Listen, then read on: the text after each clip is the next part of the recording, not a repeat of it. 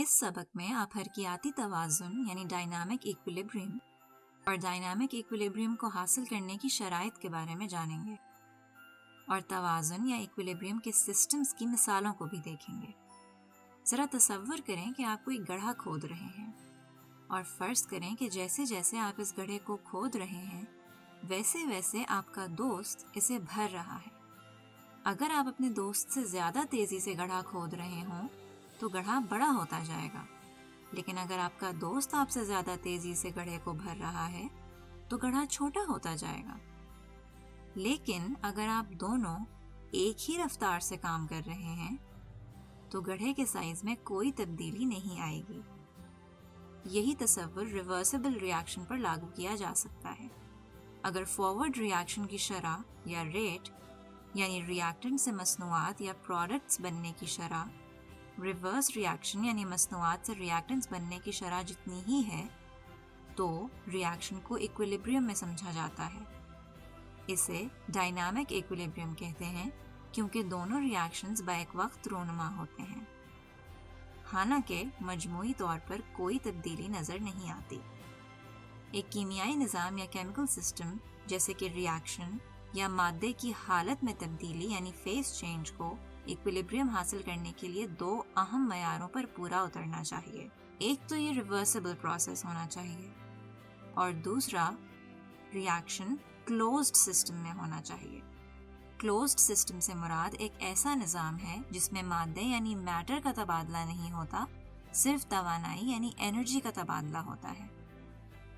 Equilibrium والے ری action کی ایک مثال ہائیڈروجن آیوڈائڈ بنانے کے لیے ایک بند کنٹینر میں ہائیڈروجن اور آیوڈین کا ری ایکشن ہے۔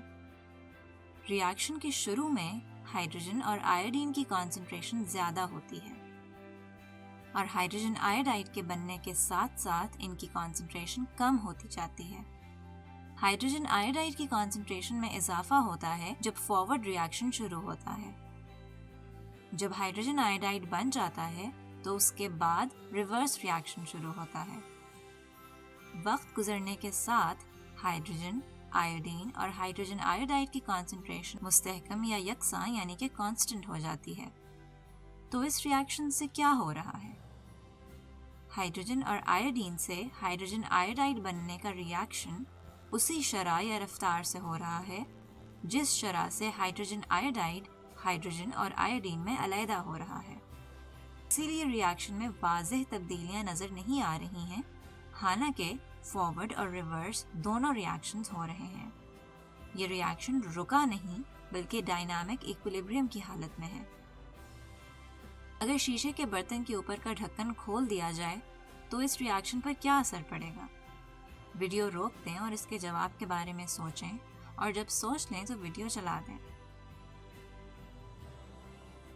اگر ڈھکن کو ہٹا دیا جائے تو ری ایکشن کا ایکویلیبریم قائم نہیں رہے گا کیونکہ دونوں ری ایکٹنٹس اور مصنوعات یا مادہ اس سسٹم سے خارج ہو جائیں گے۔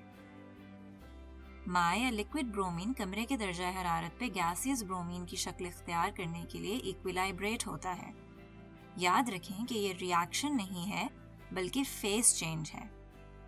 فیز چینجز بھی صحیح حالات میں ایکویلیبریم کی حالت کو پہنچ سکتے ہیں۔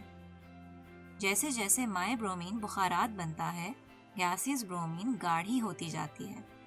چونکہ یہ دونوں عمل بیک وقت ایک ہی شرح یا رفتار سے ہو رہے ہوتے ہیں، اس لیے کوئی واضح تبدیلی نہیں ہوتی، لیکن در حقیقت یہ نظام ڈائنامک ایکویلیبریم میں ہوتا ہے۔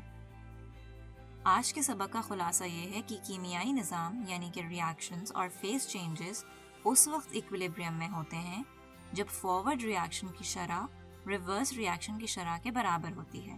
دونوں ری ایکشنز ہو رہے ہوتے ہیں مگر ان میں کوئی واضح تبدیلی نہیں آتی، لہٰذا یہ ڈائنامک ایکویلیبریم کہلاتا ہے۔